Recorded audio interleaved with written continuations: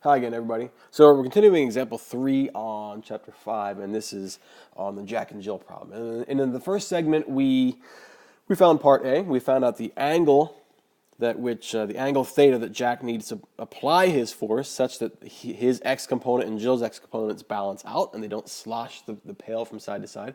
Now what part B is asking us for is what is the magnitude of the pail's acceleration? What is the pail's acceleration? We can say that it's only going to move upwards, all right, which is good because if you want to pick a pail up, you got to move it upwards. But we need to find out what that is. So we need to kind of continue what we did in part A right here. So what I'm going to take and do is take this whole section and I'm going to lock it and I'm going to shrink it up like that, okay? So we said that it's not going to move in the x direction at all. It's only going to move vertically right here. So therefore, the pail's acceleration has to be only in the y direction. Let's make that dark blue right here. All right. For acceleration in the y direction, we need to make some statements about that. All right. The y direction is the only direction it's going to move. First of all, we can make a universal statement. That is what Newton told us was the fact that for any system or for any object, the net force in a certain direction, and in this case it's going to be the y direction, is going to equal the mass of that object, in this case that's the mass of the pail, times the acceleration in that direction. Force is a vector, acceleration is a vector, so that we're all going to be talking about the vertical direction right here. Okay? That is what you might call a global statement or a universal statement that is true. But what is equally true is that we can say, all right, the net force in the y direction can also be described as the sum of all the forces in the y direction. And we've got a couple of forces in the y direction. Some of them are actual forces, some of them are component forces right here. We have this gravity force, which we're told is 12.8 newtons, acting downwards in the y direction. We also have the y components of force 1 and force 2 acting upwards to counteract that weight and hopefully lift the pail up. Okay? So, this is acting up, this is acting up, this is acting down. Everything else is acting at some angle to that. So, all we care about is the forces that are acting in the y direction. So, I think it kind of logic would dictate that our upward forces we would call positive and our downward force we would call negative. Because again, in any direction, you have to establish a positive and a negative direction when you're dealing with vectors. Okay? So let's say that the net force, the component forces in the y direction are force 1 in the y direction plus force 2 in the y direction. Those are the ones that are acting upwards. Since the gravity force, the weight force, is acting downwards, we're going to have to make that negative. It's acting in the opposite direction. So minus the force of gravity. Or you could say plus the negative force of gravity, but I'm just going to say minus the force of gravity right there. All right?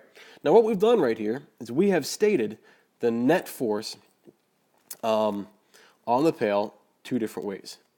We made a global statement about the mass and the acceleration, and we made a component statement about it with regards to all the various different component forces that are acting either acting in one direction or another. So what we can say here is this. We can take these and set them equal to each other. So we can say the mass of the pail, mp, times the acceleration in the y direction is going to equal the force 1 in the y direction plus force 2 in the y direction minus the gravity force, Fg. Okay? So we're talking about only things in the y direction here. Up, up, and down. Up, up, and down. And then we have to set them equal to the mass of the pail times the acceleration of the pail in the y direction. All right? So we're solving for that acceleration, right? Acceleration right there. Should have made that blue, I guess. So let's just go ahead and solve for that acceleration. What do we do to get the mp away from the acceleration? Well, we're going to divide it down. All right? So the acceleration of the pail in the y direction is going to be all this stuff divided by the mass of the pail. So force 1 in the y direction plus force 2 in the y direction minus the gravity force, Fg, all divided by, oops, I got the wrong thing going over here, all divided by the mass of the pail. So we know all these things. Well, actually, we don't know them exactly. We don't know what the y component is quite just yet, but we can determine what y is because force 1 we know is 7 newtons. We know its magnitude and its direction because we figured out that direction theta in the last part of the problem, 42 degrees. We know force 2's magnitude and we always knew its direction. We should be able to figure out the y components right there. Let's write it out in a little bit more detail. Acceleration in the y direction equals, all right, what is force 1 in the y? That's going to be, and I'll write it color-coded, force 1 sine of theta 1, right? Plus, what's force 2 in the y direction? Well, that's going to be force 2 times the sine of theta 2. All right, both of those guys minus our gravity force, which we are just told, Fg, all that divided by our mass of the pail. Okay? All right, let's just write out our values and plug them in and get our acceleration, then we will be done. Okay? So force 1, that's going to be 7 newtons, right? 7 newtons times the sine of theta 1, and we said theta 1 in the first part of the problem was going to be 42 degrees. Remember, we said these are from based on the horizontal, so we can use our regular sine and cosine functions.